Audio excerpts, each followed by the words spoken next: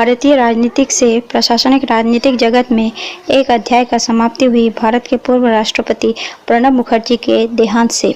वे सोमवार 31 अगस्त शाम 5:30 बजे दिल्ली के सेना क्वारंटाइन अस्पताल में अपनी आखिरी दम तोड़े। वे 84 साल के थे।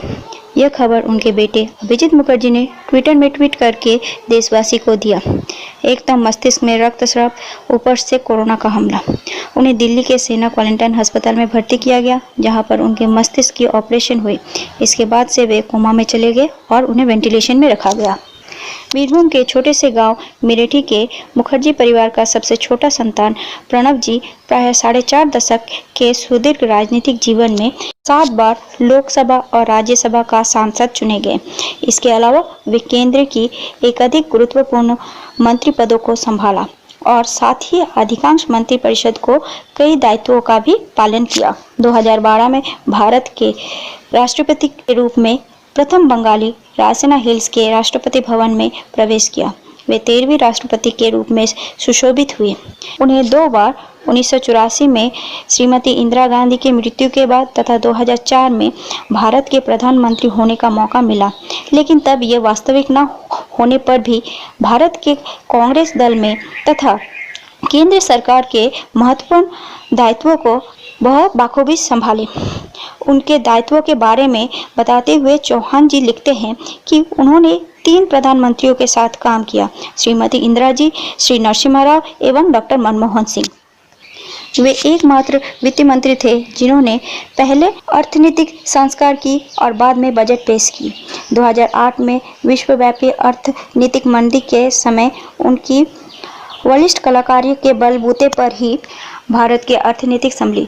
1975 से 1977 जब देश में आपातकालीन स्थिति थी, तब इंदिरा जी के कैबिनेट में सक्रिय रूप से प्रणब जी थे। राजीव गांधी के शासनकाल में उन्हें पश्चिम बंगाल का दायित्व दिया गया, प्रादेशिक अंचल संभालने के लिए। राजीव गांधी की मृत्यु के बाद कांग्रेस के मंत्रिमंडली में भारतीय योजना आयोग के उपाध्यक्ष बने प्रणब जी। प्रधानमंत्री नरसिम्हा राव के मंत्रिसभा में वे विदेश मंत्री के पद को भी संभाला।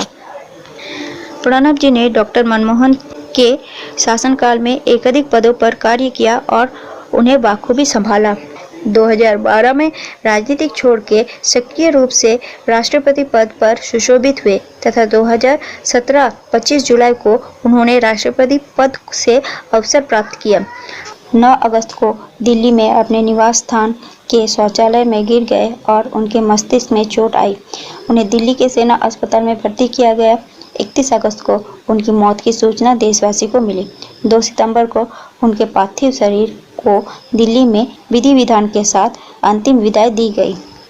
प्रणब मुखर्जी की मृत्यु से पूरे बीरभूम निवासी अपने आप को अनाथ महसूस कर रहे हैं और देशवासी ने एक महत्वपूर्ण राजनीतिक को खो दिया।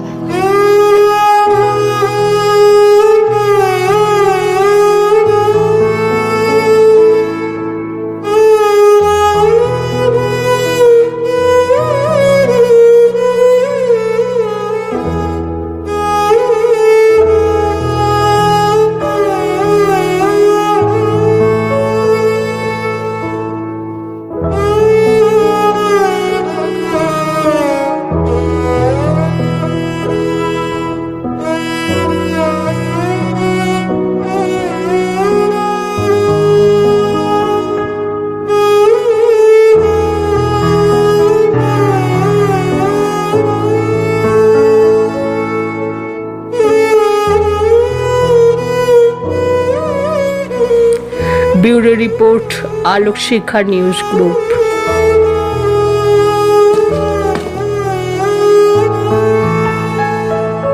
করোনা ভাইরাসকে প্রতিহত করতে সর্বদা স্যানিটাইজার ও মাস্ক ব্যবহার করুন, সামাজিক দূরত্ব মেনে চলুন, করোনা মুক্ত দেশ গঠনে সকলের যোগদানকে নিশ্চিত করুন। আলোক শিখা গ্রুপ নিউজের যে কোনো সাংস্কৃতিক অনুষ্ঠান এবং খবর দেখতে ইউটিউবে সাবস্ক্রাইব করুন। সাবস্ক্রাইবের পর বেল আইকনটি অবশ্যই প্রেস করতে ভুলবেন না।